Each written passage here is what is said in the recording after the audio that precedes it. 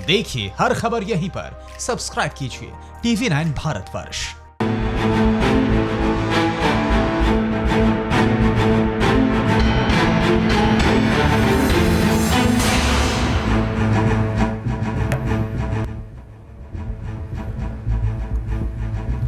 शुक्रिया सुमेरा। नमस्कार, मैं हूं निशान चतुर्वेदी। हमारे इस खास शो फिक्र आपकी में आपका एक बार फिर स्वागत है। सबसे पहले देखते हैं आपकी फिक्र की बड़ी खबरें क्या क्या है। आज हम सबसे पहले LAC पर ड्रैगन की फिक्र से आपको अवगत कराएंगे और यह भी बताएंगे कि पूर्वी लद्दाख में जारी गतिरोध में 12वें हफ्ते में तनाव कितना बढ़ गया है। और फिर विस्तारवादी चीन का नया धोखा भी आपको बताएंगे, जिस धोखे ने पूरे देश की फिक्र बढ़ा दी है। तो साथ में जिनपिंग की चाल, चरित्र और चेहरा सब उजागर कर दिया है। इतना ही नहीं, आपको हम एक एक्सक्लूसिव खबर भी दिखाएंगे और ये बताएंगे कि चीन अपनी जिस सेना PLA की धौंस दिखाता था वो कितनी डरी हुई है कि जिनपिंग को LAC पर अपनी नंबर 1 आर्मी लानी पड़ी है। और फिर एक बड़ी फिक्र, गुनाह के गुंडे, एक गरीब परिवार पर लाठी भांजकर खाकी ने अपनी वर्दी पर कितना दाग लगा लिया। आज बात होगी डिग्री के दर्द की भी। हम आपको बताएंगे कि क्यों छात्र कह रहे हैं इम्तिहान हो गई इम्तिहान की। आज की बुलेटिन की शुरुआत करते हैं पूरे देश की सबसे बड़ी फिक्र से। एक ऐसी फिक्र जो पिछले 12 हफ्तों से बनी हुई है। LAC पर जारी गतिरोध खत्म होना तो दूर, अब सबसे कठिन दौर में जा पहुंचा है।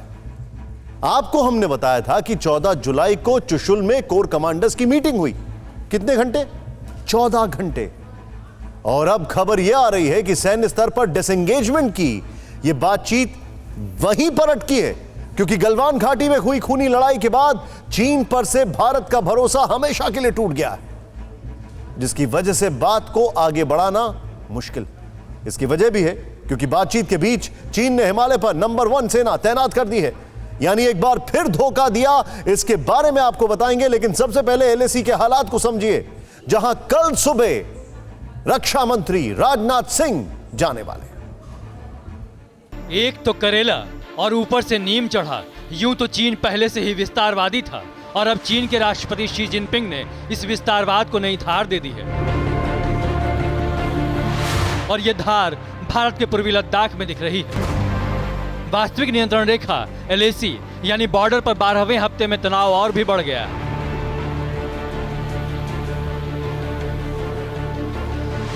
इंडियन आर्मी सूत्रों से मिल रहे संकेत ये बताने लगे हैं कि LAC पर पूरी तरह से डिसएंगेजमेंट अब सबसे कठिन दौर में पहुंच गया है, जो अब तक आ रही सकारात्मक खबरों से उलट है।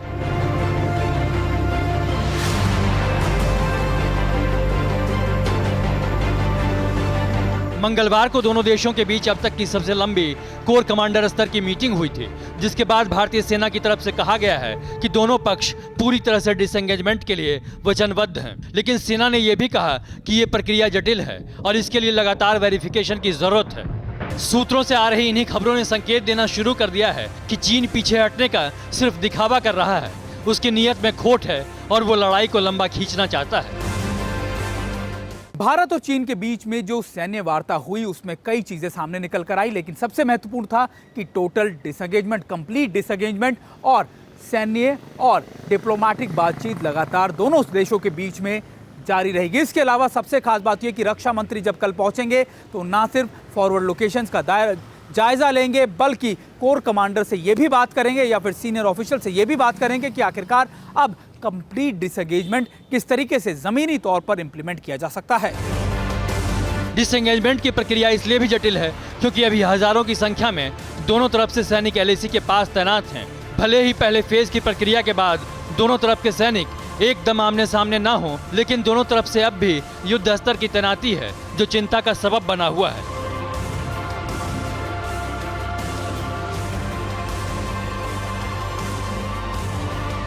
जिन जगहों पर सैनिक एकदम आमने सामने थे, वहां बफर जोन बनाने का मकसद सिर्फ ये था कि हालात बेकाबू ना हो, लेकिन हालात काबू में नजर नहीं आ रहे। सूत्र बता रहे हैं कि पेट्रोलिंग पॉइंट 14 और 15 में पूरा डिसएंगेजमेंट हो गया है, लेकिन पेंगोंग और हॉट स्प्रिंग्स एरिया में ड्रैगन को पीछे धकेलने में अभी वक्त लगेगा, और कितना वक्त लगेगा ये कोई नहीं कह सकता। दरअसल चीन के डिसएंगेजमेंट वाले शब्द पर कोई भरोसा करना ही नहीं चाहता। जो पूरी दुनिया में विस्तारवादी बना हुआ है, उसकी डिक्शनरी में डिसएंगेजमेंट शब्द तो शायद है ही नहीं। बात भरोसे की है जो लगातार टूट रहा है, क्योंकि चीन अपनी हरकतों से बाज नहीं आ रहा है। एलएसी पर पीछे हटने का भरोसा देने के बावजूद चीन के सैनिक पूर्वी लद्दाख के कुछ इलाकों में अभी भी मौजूद हैं। पैंगोंग लेक के पास फिंगर 8 तक की जमीन छोड़ने के बजाय ड्रैगन फिंगर 4 पर कुंडली मारकर बैठा है। और इस बीच खुफिया सूत्रों से जो खबर आई है वो और भी हैरान करने वाली है। खबर है कि एलएसी पर चीन ने अब अपनी स्ट्रैटेजिक सपोर्ट फोर्स तैनात कर दी। यह फोर्स भारत के खिलाफ चक्रव्यूह रचने की तैयारी कर रही है, आसमान से भारत पर निगरानी रखने की साजिश कर रही है। अपने मंसूबों को अंजाम देने के लिए उसने इलेक्ट्रॉनिक वॉरफेयर तक का प्लान बना लिया है। लेकिन भारत ड्रैगन को करारा जवाब देने के लिए तैयार है। आखिर भारत और चीन की लड़ाई अब नए फेज में आ पहुंची है, जहां तल्खी भी है और धमकी भी, और वो खतरा भी जिसके बारे में ना तो हिंदुस्तान बात करना चाहता है ना ही चीन। क्योंकि चीन ने अब साजिश का एक नया चक्रव्यूह चला है। रण में एक नया मोर्चा खुला है, जिस मोर्चे के खुल जाने के बाद चीन की सेना पीपुल्स लिबरेशन आर्मी यानी पीएलए का रडार अब नई दिशा में घूमने लगा है।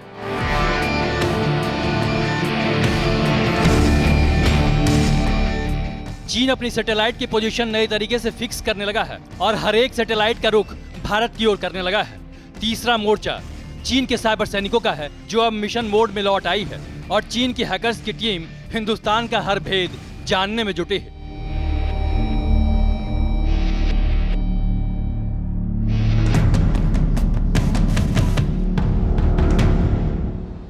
पूर्वी लद्दाख में जारी स्टैंड ऑफ के बीच चीन के आसमानी और साइबर सैनिकों से लेकर ग्राउंड फोर्स तक ने अपनी सबसे ताकतवर फॉर्मेशन तैयार कर रखी है, जिसका कमांड सीधा चीन के राष्ट्रपति शी जिनपिंग के हाथों में होता है।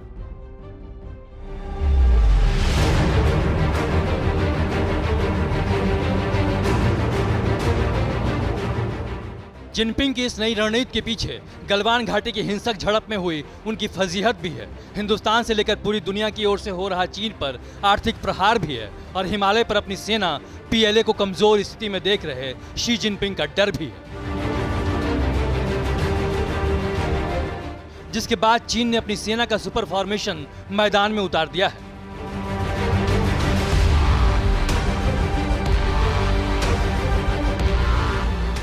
खुफिया सूत्रों से खबर मिली है कि चौतरफा हमलों से बौखलाए विस्तारवादी चीन ने अब भारत के खिलाफ सबसे खतरनाक चक्रव्यूह रचा है।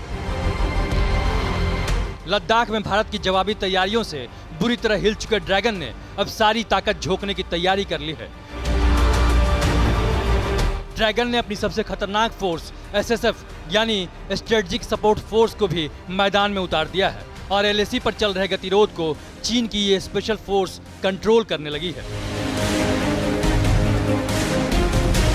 चीन कहता कुछ है और करता कुछ और ये सारी चीजें बातचीत के इस दौर में नजर भी आ रही हैं। एक तरफ चीन बातचीत कर रहा है, दूसरी तरफ चीन अपनी मोबिलाइजेशन भी कर रहा है। पहले रॉकेट फोर्स और अब स्ट्रैटेजिक सपोर्ट फोर्स, जिसका मायना साफ है कि चीन भारत को और भारत के साथ कोई बड़ी साजिश रचने वाला है और ये भी कोशिश कर रहा है कि भारत की मोबिलाइजेशन या भारत की सैन्य शक्ति पर चीन लगातार नजर भी रखे हुए है, जिसका मकसद सिर्फ और सिर्फ चीन की साजिश की फितरत ही है।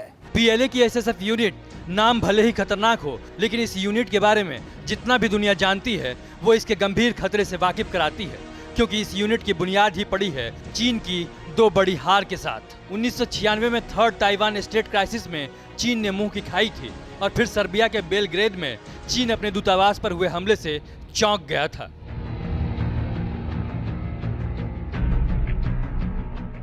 दरअसल इस लड़ाई में चीन की सेना पीएलए की ताइवान में जान पर बनाई थी और चीन को पता ही नहीं था कि अमेरिका समेत नाटो की सेना ने चीन के 4000 किलोमीटर अंदर तक टारगेट फिक्स कर रखा है। जब ये पता चला तो चीन घबरा उठा था, क्योंकि नाटो की वो स्ट्रेटेजिक फोर्स ही थी जिसने चीन को उसी के जाल में घेर रखा।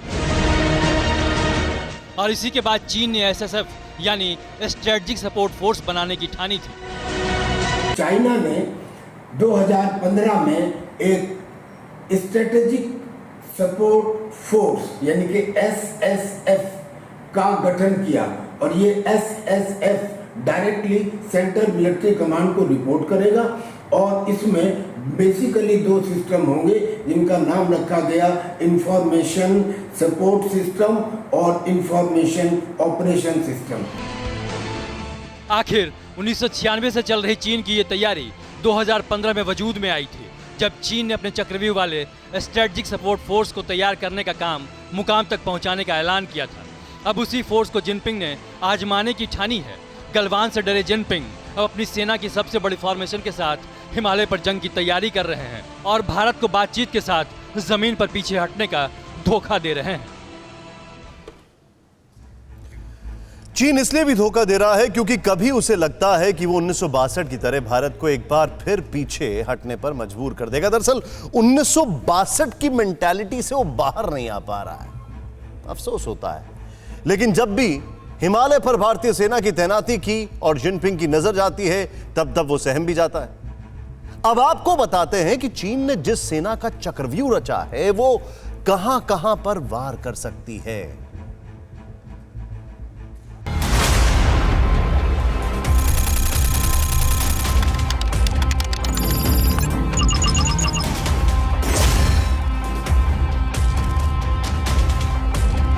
सवाल उठता है कि आखिर जिनपिंग की एक साथ 4 वॉरफेयर यानी 4 मोर्चे पर जंग लड़ने वाली फोर्स है क्या?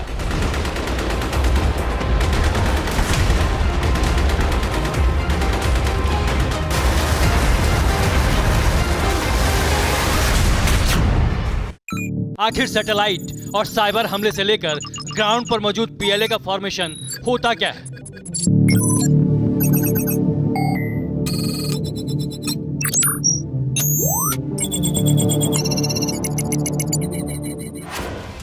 इस खतरे को यूं समझ लीजिए कि ड्रैगन ने पूर्वी लद्दाख में जिस चक्रव्यूह की तैयारी की है उसमें आसमान से लेकर साइबर स्पेस, इलेक्ट्रॉनिक और मनोवैज्ञानिक वॉरफेयर की खौफनाक साजिश है।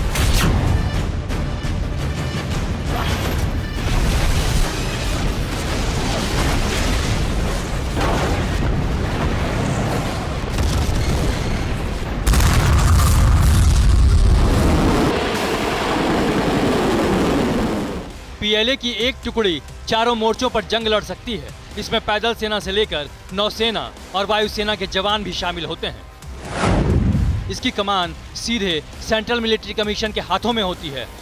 स्ट्रेटजिक सपोर्ट फोर्स के जवानों को पारंपरिक युद्ध की अलग से ट्रेनिंग दी जाती है। स्पेस, साइबर, इलेक्ट्रॉनिक और साइकोलॉजिकल वॉर की ट्रेनिंग दी जाती है।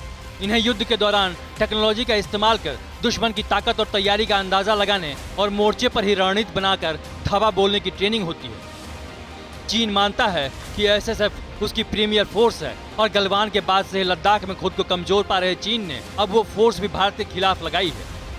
दरअसल लगातार भारतीय इंटेलिजेंस एजेंसीज को ये जानकारी मिल रही है कि चीन ने 4 अलग अलग इलाकों के अंदर अपनी सर्विलेंस या डीप सर्विलेंस करनी शुरू कर दी है। ये 4 इलाके दरअसल ईस्टर्न लद्दाख में 2 इलाके यानी गलवान, हॉट स्प्रिंग, इसके अलावा माना पास उत्तराखंड में और हिमाचल के एरिया है। और लगातार चीन की सर्विलेंस करने का मकसद साफ है कि चीन हर जानकारी लेना चाहता है, वो भी भारतीय सेना की। और इससे इंपॉर्टेंट बात यह कि ये सारी चीज़ें जून के आखिरी हफ्ते में चीन ने बहुत ज़्यादा बढ़ा दी है, जिसका मकसद सिर्फ और सिर्फ ये है कि चीन डरा हुआ तो है ही, बल्कि इसके साथ चीन कोई बड़ी साजिश भी रचने की कोशिश कर रहा है। अब हम आपको बताते हैं कि चीन की स्ट्रेटजिक सपोर्ट फोर्स कैसे स्पेस वॉरफेयर को अंजाम देती है। जंग के मैदान में सबसे जरूरी होता है दुश्मन की सैन्य तैयारियों की खुफिया जानकारी जुटाना।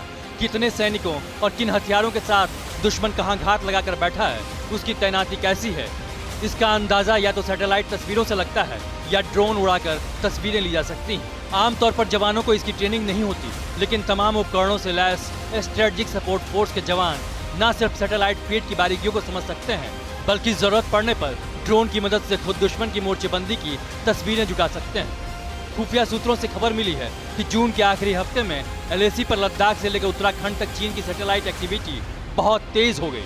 लद्दाख के हॉट स्प्रिंग और गलवान वैली से लेकर हिमाचल प्रदेश के शिप किला और उत्तराखंड के माणा पास में चीन के सैटेलाइट और फोन सिग्नल इंटरसेप्ट किए गए।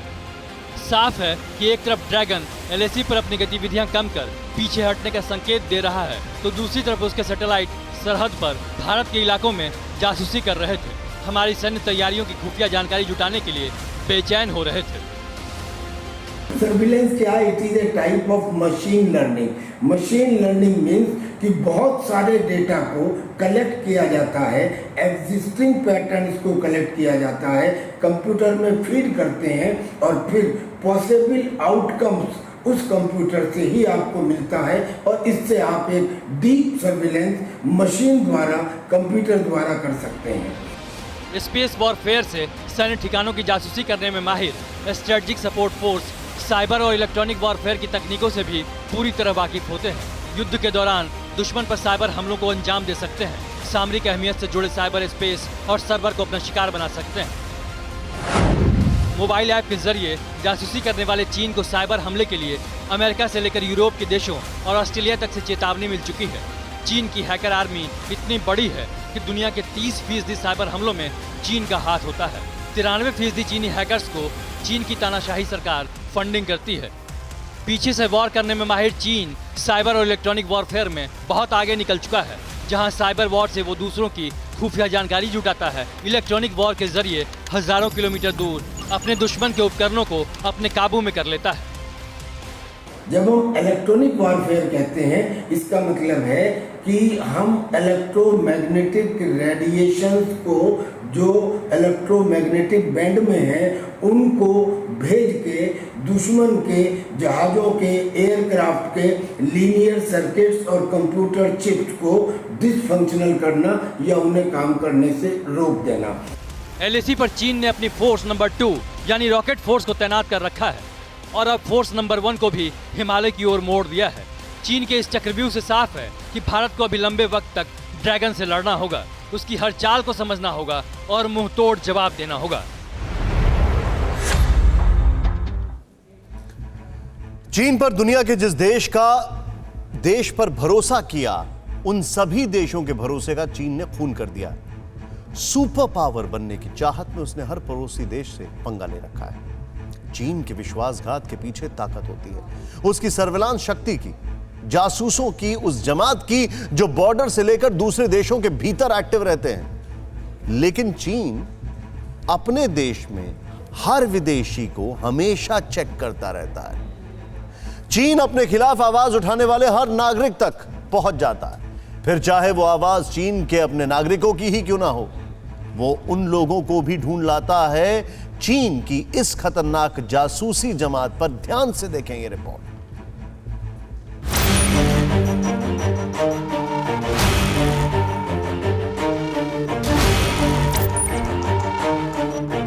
जालसाजी, चालबाजी और धोखेबाजी की जीती जागती मिसाल हैं चीन के लाल सुल्तान जिनपिंग।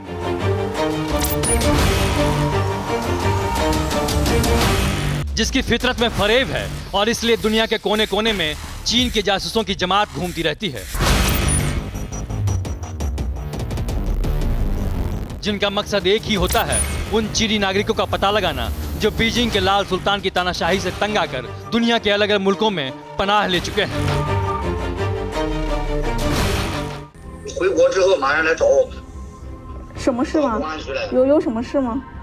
回国什么时候回来？啊？那我不知道。签证是到什么时候？不知道是吧？对啊，签证快。我马上跟你父亲过来聊聊。 फिर वो चाहे कितने भी पर्दों में छुपे हों, जिनपिंग के जासूस उन्हें ढूंढ ही निकालते हैं। और जिनका ताजा शिकार बनी है चीन की एक्टिविस्ट युआन डोंगजू, जो ऑस्ट्रेलिया के मेलबर्न में रहती हैं, जो जिनपिंग के डर से अब से पहले हमेशा चेहरा छुपाकर मोर्चा संभालती रही हैं।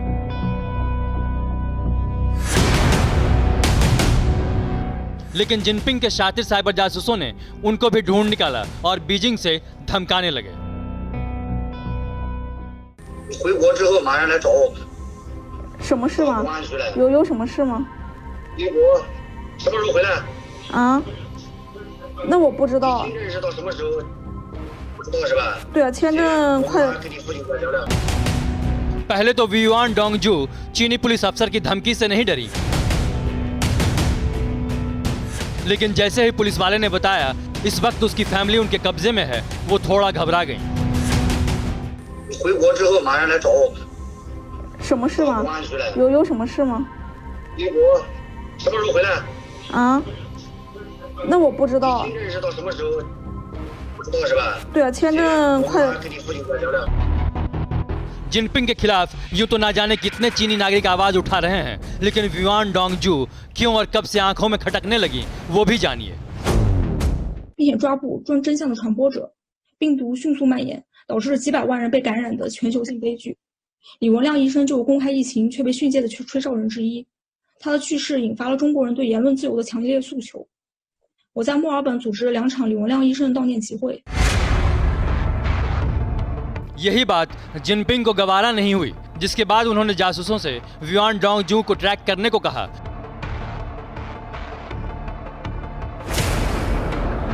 युआन डोंगजू ने अपनी पहचान छुपाते हुए चीन के खिलाफ फेक न्यूज ऑफ चाइना नाम का ट्विटर अकाउंट बना रखा था। ऑस्ट्रेलिया में चीन के जासूसी नेटवर्क से जुड़े लोगों ने पहले उसके सुराग जुटाए और युआन डोंगजू तक जा पहुंचे, जिसके बाद बीजिंग में उनकी फैमिली को बंधक बनाकर वीडियो कॉल के जरिए उन्हें धमकाया। 我问你啊，等一下，我问你，这个推特号的fake news of China 也可以的，你回国之后马上来找我。 yuan डोंगजू की तरह ही तमाम चीनी नागरिक भी जिनपिंग की हिट लिस्ट में हैं, जो उनकी दमनकारी और विस्तारवादी नीतियों के खिलाफ हैं और दुनिया के सामने उन्हें बेपर्दा कर रहे हैं। उन्हें निशाना बनाने के लिए जिनपिंग ने एक मिशन लॉन्च कर रखा है, जिसे फॉक्स हंट कहते हैं। 2014 में इस प्रोग्राम की शुरुआत शी जिनपिंग ने की थी। इसमें निशाने पर विदेश में रहने वाले वो तमाम चीनी नागरिक होते हैं जिन्हें जिनपिंग खतरे के तौर पर देखते हैं। चीन ऐसे लोगों को देश में वापस लाने के लिए कहता है, जासूसों से धमकियां दिलाता है। साफ है, चीन किसी भी हद तक गिर सकता है। जो चीजें दुनिया के लिए नाजायज है, वो चीन के लिए जायज है, फिर चाहे वो बात अपने ही नागरिकों पर नजर रखने या बलि लेने की ही क्यों ना हो।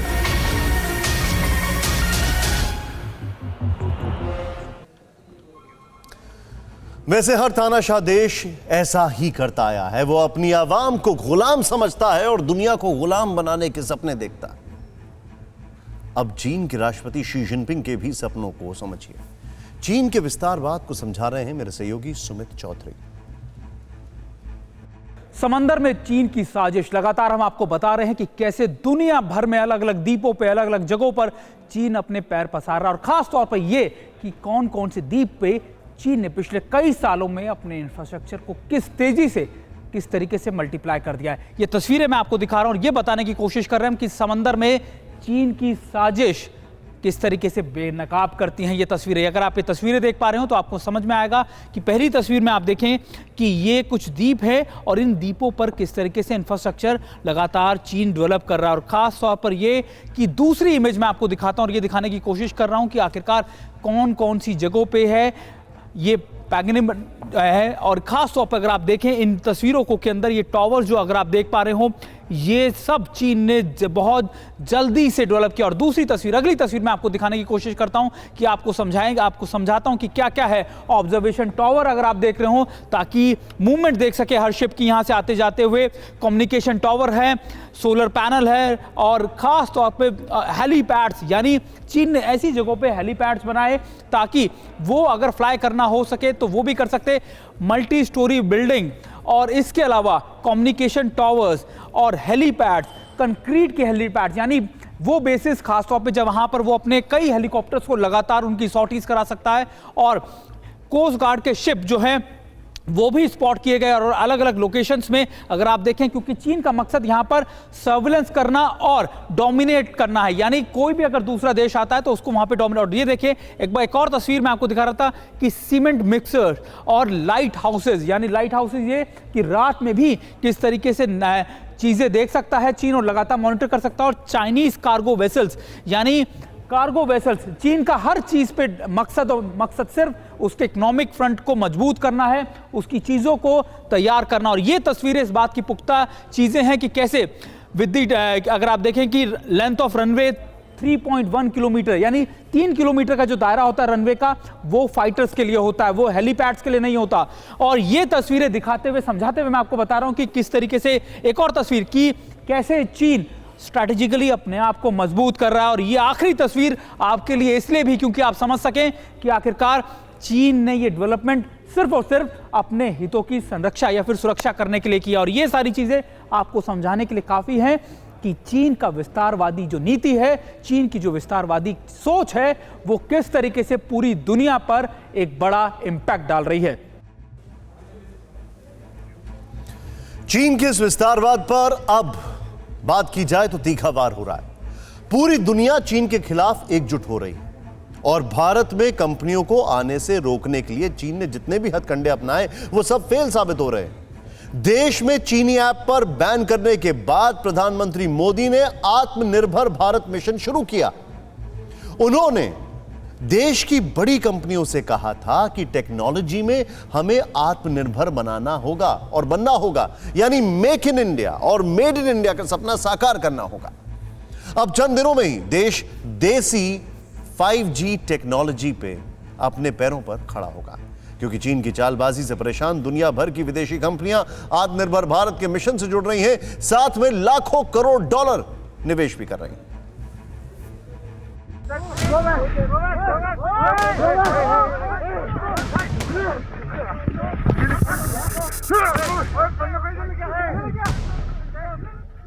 हिंदुस्तान के जाबाजों ने पहले गलवान में made in China red army की गर्दन तोड़ी।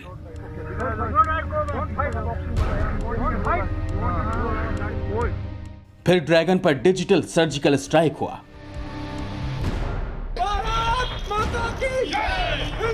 देश ने जंग आजादी के तरह ही चीनी मां, चीनी कंपनियों के बहिष्कार को आंदोलन बना दिया। अब चीन को आर्थिक चोट पहुंचाने का एक्शन प्लान 2 शुरू हो गया। आत्मनिर्भर भारत यानी भारत को इंपोर्ट न करना पड़े, इसके लिए वो अपने ही देश में साधन और संसाधन विकसित करने की दिशा में लगातार प्रयास करेगा, आगे बढ़ेगा। प्रधानमंत्री के आत्मनिर्भर भारत के आह्वान का असर भी दिखा। जिनपिंग अंदर तक बिलबिला गए और उनके सरकारी प्रोपेगेंडा अखबार ग्लोबल टाइम्स ने लिखा है कि भारत अगले 5 से 10 सालों तक इंडस्ट्रियल अपग्रेड नहीं कर पाएगा। कोरोना कांड के बाद चीन की जगह कोई और मुल्क होता तो शर्म से सिर ना उठा पाता, लेकिन ड्रैगन है जो मानता नहीं। पहले चोरी और अब सीना चोरी। जिस चीन ने किलर वायरस को बनाया, न सिर्फ बनाया बल्कि उसे दुनिया में फैलाया, वो अब भारत को आर्थिक मोर्चे पर डरा रहा है। यही नहीं बल्कि ड्रैगन आत्मनिर्भर भारत के संकल्प का भी मजाक उड़ा रहा है। लेकिन अपनी ताकत के नशे में चूर जिनपिंग और गुरूर में मस्त चीन को यह पता नहीं कि वो दुनिया में जोकर की तरह दिखने लगा है, क्योंकि जो काम चीन को लग रहा है कि भारत अगले 10 साल तक नहीं कर सकता, वो मुकाम हिंदुस्तान को मिल गया। कोरोना काल में भी दुनिया की बड़ी बड़ी कंपनियां भारत में निवेश कर रही हैं, चाहे वो गूगल हो, फेसबुक हो या इंटेल। तकनीक के दुनिया के जाने माने महारथी भारत में लाखों करोड़ों का निवेश कर चुके हैं, वो भी सिर्फ पिछले 3 महीने में, और वो भी सिर्फ एक कंपनी के जरिए। आंकड़े चीन के चूल्हे हिलाने वाले हैं। फेसबुक ने 43,574 करोड़ का निवेश किया है। गूगल 33,737 करोड़ रुपए के निवेश का ऐलान कर चुका है। विस्टा जैसी कंपनी 11,367 करोड़ रुपए इन्वेस्ट कर रही है। केकेआर के निवेश का आंकड़ा भी 11,367 करोड़ रुपए। सऊदी अरब की कंपनी पीआईएफ 11,367 करोड़ भारतीय बाजार में लगा चुकी है। अबू धाबी की मुबाडाला इन्वेस्टमेंट कंपनी जून में ही 9,093 करोड़ रुपए निवेश कर चुकी है। ये वो कंपनियां हैं जिनका भारतीय बाजार में निवेश 10,000 करोड़ रुपए या उससे ज्यादा है, जबकि एक कंपनी में 6 से 7,000 करोड़ रुपए निवेश करने वाली कंपनियां कई हैं। जनरल अटलांटिक 6,598 करोड़ रुपए, सिल्वर लेक 5,656 करोड़ रुपए, सिल्वर लेक पार्टनर्स 4,546 करोड़ रुपए निवेश कर चुकी है। एडिया भी 5,683 करोड़ रुपए इन्वेस्ट कर रही है, जबकि टीपीजी 4,546 करोड़ रुपए लगा चुकी है। अमेरिका की मल्टीनेशनल कंपनी इंटेल भी पीछे नहीं, उसने 1,894 करोड़ रुपए और क्वालकॉम ने 730 करोड़ रुपए का निवेश किया है। ऐसे में सिर्फ रिलायंस जियो में ही विदेशी निवेश का आंकड़ा 1.52 लाख करोड़ रुपए पहुंच चुका है। इनमें से 2 अबू धाबी और 1 सऊदी अरब की निवेशक कंपनियों को छोड़ दें तो बाकी सभी कंपनियां अमेरिकी हैं। भारत में सबसे ज्यादा निवेश अमेरिकी टेक कंपनियों का हो रहा है। ये कंपनियां सिर्फ तकनीकी समझौते ही नहीं कर रही बल्कि हिस्सेदारी भी ले रही और स्ट्रेटेजिक पार्टनर भी बन रही। मतलब ये निवेश स्थायी है और कंपनियां टिकाऊ। जो हवा बदलते ही देश बदलने की बात नहीं करती। चीन दुनिया की फैक्ट्री था, आज वो ओहदा उससे छिनने वाला है, छिना जा रहा है या छिन जाएगा। इसी बात को लेके चीन खफा, इसी बात को लेके वो दुनिया की जो जियोपॉलिटिकल सिचुएशन है उसमें उथल पुथल मचा रहा है। सारा विश्व अब धीरे धीरे चाइना के अगेंस्ट हो रहा है और इसी का सीधा फायदा यहां पर भारत को भी मिल रहा है। सवाल है कि अमेरिका की धुरंधर कंपनियां भारत में ऐसा क्या देख रही हैं, वो भी उस समय जब दुनिया में आर्थिक मंदी के नगाड़े बज रहे हैं। वजह है चीन के खिलाफ अमेरिकी ट्रेड वॉर के बाद उभरता समीकरण। जब 5G तकनीक के लिए दुनिया के ज्यादातर कंपनियां चीनी कंपनियों को तरजीह दे रही थी, भारत ने चीनी कंपनियों से दूरी बनाए रखने का रास्ता अपनाया। आत्मनिर्भर भारत के मेड इन इंडिया मिशन में जुट गया। अब भारत 5G तकनीक क्रांति के लिए तैयार है, वो भी बिना चीनी तकनीक के। पूरी दुनिया अभी सोच ही रही थी कि चीन को कोरोना वाले पाप की सजा कैसे दी जाए, कैसे ड्रैगन को सबक सिखाया जाए। इस दौरान भारत ने टिकटॉक समेत 59 ऐप पर स्ट्राइक कर दिया और दुनिया को चीन को चोट पहुंचाने का तरीका भी बता दिया। भारत की राह पर चलते हुए अब अमेरिका ने भी ऐलान कर दिया है कि वो एक हफ्ते में ही चीनी ऐप पर डिजिटल स्ट्राइक करेगा। अब जबकि न सिर्फ अमेरिका, ब्रिटेन भी 5G सर्विस देने वाली चीनी कंपनी हुवेई और ZTE पर बैन की बात कर रहा है। भारत इस हालात में है कि उसे चीनी कंपनियों को बैन करने की जरूरत ही नहीं है, क्योंकि भारत को अब चाइनीज तकनीक ही नहीं चाहिए। भारतवर्ष अब उन चुने हुए देशों में शामिल है जिसके पास made in India 5G technology है, जो रिलायंस जियो ने भारत में और अपने टेक रिसर्च लैब में तैयार किया है। और ये चीन को बताता है कि अगर ड्रैगन भारत को इस मजबूत स्थिति में नहीं देख पाता है तो उसे आंख खोलकर देखने की आदत डाल लेनी चाहिए। कोरोना काल में भी अगर भारत दुनिया का सबसे बड़ा और सबसे ज्यादा संभावनाओं वाला बाजार बनकर उभरा है तो इसकी वजह भी पीएम मोदी का फौलादी इरादा है। लेकिन आज की एक ताजा रिपोर्ट कहती है कि चीन की इकोनॉमी फिर से पटरी पर आ रही है और इसे समझना बहुत जरूरी है। अगर चीन की इकोनॉमी फिर से पटरी पर आ रही है तो इसका मतलब कहीं ना कहीं कुछ घपला है, जो कि चीन दिखा रहा है, कोशिश कर रहा है अपनी तरफ निवेश लाने के लिए, क्योंकि इतनी जल्दी तो खरीदारी शुरू भी नहीं हुई। खैर, प्रधानमंत्री मोदी के मिशन में भारतीय कंपनियों का जज्बा जुड़ गया है। अगर यह सिलसिला यूं ही आगे बढ़ा तो ड्रैगन एक दिन अपने जाल में फंसकर दम तोड़ देगा। और अब देखते हैं फिक्र हेडलाइंस। कोर कमांडर की बैठक में भारत चीन के बीच सैनिकों को पीछे हटाने पर बनी सहमति। कंप्लीट डिसएंगेजमेंट के लिए सैन्य और राजनयिक स्तर पर बातचीत रहेगी जारी। राजनाथ सिंह 17 जुलाई को लद्दाख और 18 जुलाई को जम्मू कश्मीर का करेंगे दौरा। LAC और LOC की करेंगे समीक्षा। आर्मी चीफ नरवणे भी होंगे साथ। कुलभूषण जाधव के दूसरे काउंसलर एक्सेस के दौरान पाकिस्तान का झूठ आया सामने। भारतीय अधिकारियों के साथ पाक अधिकारी भी थे मौजूद। कैमरे से की गई रिकॉर्डिंग। देश में कोरोना के केस पहुंचे 10 लाख के पार। अब तक 25,000 से ज्यादा लोगों की जा चुकी है जान। यूपी और महाराष्ट्र में 24 घंटे के दौरान बना नया रिकॉर्ड। बिहार के हालात खराब। अंतर्राष्ट्रीय उड़ानों के लिए भारत ने फ्रांस और अमेरिका के साथ किया समझौता। 18 जुलाई से 1 अगस्त के बीच एयर फ्रांस की 28, जबकि 31 जुलाई तक यूनाइटेड एयर की 18 उड़ानें शुरू होंगी। अयोग्यता नोटिस के खिलाफ हाईकोर्ट पहुंचा पायलट कैंप। कल डबल बेंच में होगी सुनवाई। हरीश साल्वे रखेंगे पक्ष। स्पीकर की नोटिस का भी कल ही देना होगा जवाब।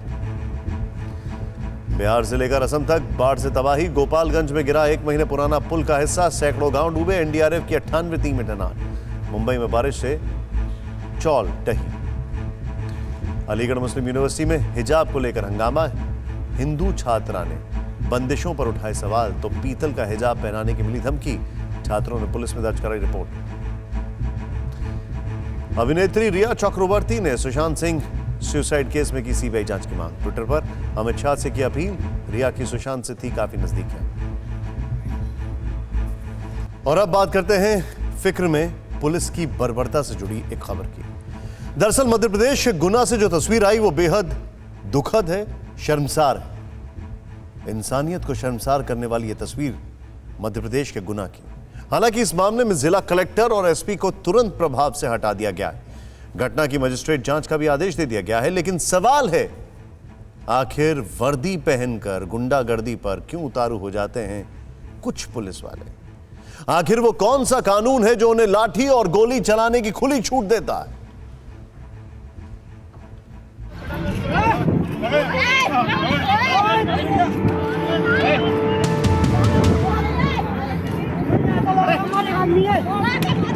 ये कैसी पुलिस है और ये कैसा सिस्टम जो इंसानों के साथ जानवर जैसा सलूक कर रहा है।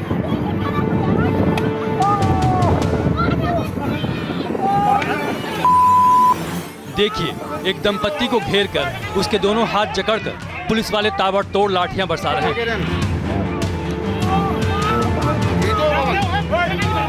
पति को बचाने के लिए पत्नी चीख रही है, चिल्ला रही है, पुलिस की मार खा रही है, लेकिन वर्दी वालों पर कोई फर्क नहीं पड़ा।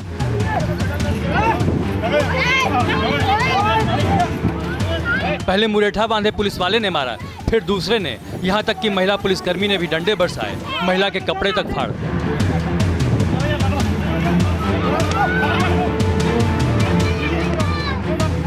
दिल दिला देने वाली ये तस्वीर मध्य प्रदेश के गुना जिले के जगतपुर इलाके की है, जहां पुलिस मॉडल कॉलेज की जमीन पर अतिक्रमण हटाने पहुंची थी और इन गरीब किसानों ने उनसे फसल कटाई तक रुक जाने की गुहार लगाई थी। बस इसी के बाद पुलिस ने उन पर बर्बरता से लाठियां बरसानी शुरू कर दी।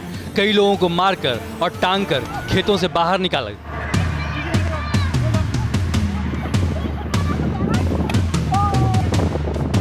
पुलिसिया कहर यही नहीं थमा, इसके बाद फसलों के ऊपर जेसीबी मशीन चला दी गई तो पुलिसिया मार से टूट चुके किसानों का कलेजा फट पड़ा। जिस दंपति को पुलिस ने बेरहमी से पीटा, उसने खेतों पर बुलडोजर चलता देख कीटनाशक पीकर जान देने की कोशिश की।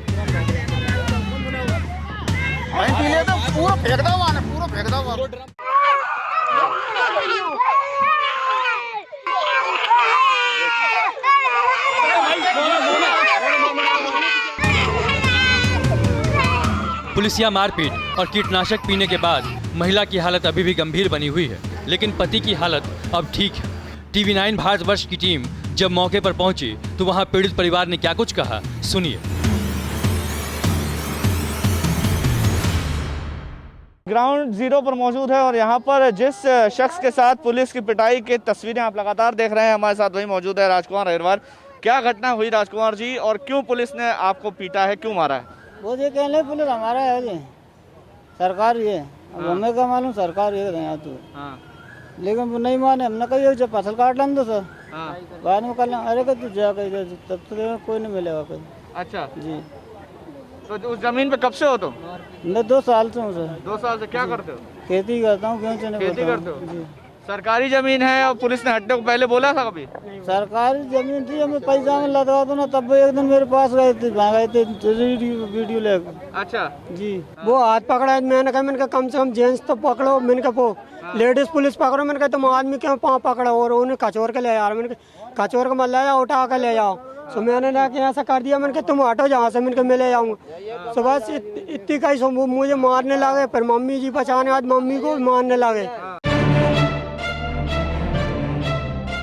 पुलिस का दावा है कि जहर पीने के बाद जब पुलिस की टीम पति पत्नी को हटा रही थी तब परिजनों ने उन पर हमला किया था, जिसको लेकर पीड़ित परिवार के खिलाफ कैंट थाने में केस भी दर्ज किया गया है। इस बीच सूबे के पंचायत एवं ग्रामीण विकास मंत्री ने दावा किया है कि इस मामले में जो भी दोषी होंगे उन्हें बख्शा नहीं जाएगा।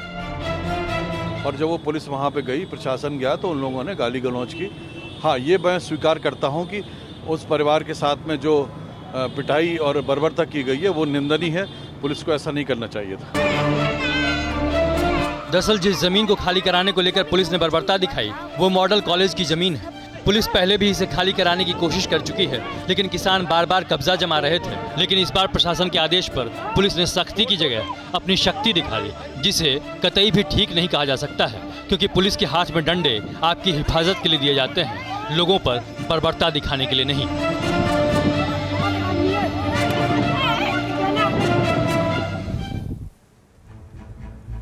वाकई में सवाल बहुत बड़ा है कि जिस पुलिस को हम रक्षक के तौर पर देखते हैं वो अगर भक्षक बन जाए तो आम इंसान कहां जाएंगे, क्योंकि रह रहकर पुलिस की ऐसी तस्वीर सामने आती रहती है।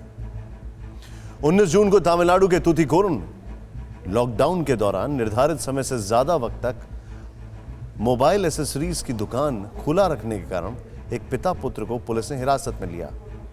बताया जाता है कि हिरासत में दोनों के साथ पुलिस वालों ने क्रूरता की, जिससे उनकी मौत हो गई, जिसके आरोप में 5 पुलिसकर्मियों को सीबीआई ने हिरासत में ले लिया।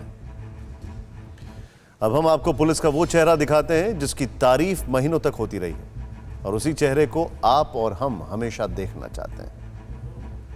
कोरोना काल में लॉकडाउन के दौरान हमने पुलिस का उदार चेहरा भी देखा। पूरे देश में उनके काम पर तालियां बजीं, उनके स्वागत में फूल बरसाए गए। यहां तक कि पीएम मोदी ने भी कोरोना के दौरान उनके काम की भरपूर सराहना की। तो यहां जिम्मेदारी हमारी भी है और पुलिस की भी। हमारी ये कि हम पुलिस के किसी भी गैर कानूनी एक्शन को बहादुरी समझकर उस पर तालियां ना बजाएं, और पुलिस की जिम्मेदारी यह है कि वो हमेशा कानून के दायरे में काम करे और आपके लिए, आपके साथ सदैव आपका मददगार बनकर खड़ा रहे। और अब देखते हैं हमारा खास सेगमेंट जो है सो।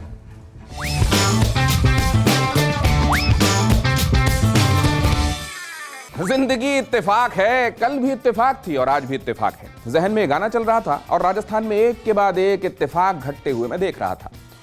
यूनाइटेड कलर्स ऑफ राजस्थान कैसे सत्ता के लिए न्यूमरो उनो की लड़ाई बन गई थी, मैं देख रहा था। पायलट फ्लाइंग मशीन को काबू नहीं कर पा रहे थे और जादूगर अपने हैट से खरगोशों की तरह विधायक निकाल रहे थे। इतने इत्तेफाक एक साथ देखकर मुझे हरिशंकर परसाई याद आ गए। उन्होंने कहा था कि अब करना यह चाहिए, रोज विधानसभा के बाहर एक बोर्ड पर आज का बाजार भाव लिखा रहे, साथ ही उन विधायकों की सूची चिपकी रहे जो बिकने के लिए तैयार हैं। इससे खरीदार को भी सुविधा होगी और माल को भी। लेकिन रुकिए, हद यहां नहीं है। हद इत्तेफाक तो यह है कि एक पार्टी ने बेशर्मी से कहा, हाँ हाँ हमारे ही बिकते हैं, उनके नहीं। सोना ही तो बिकता है, गधा नहीं। भाई साहब क्या कहूं, और कहने को क्या रह गया, बाकी तो जो है सो है।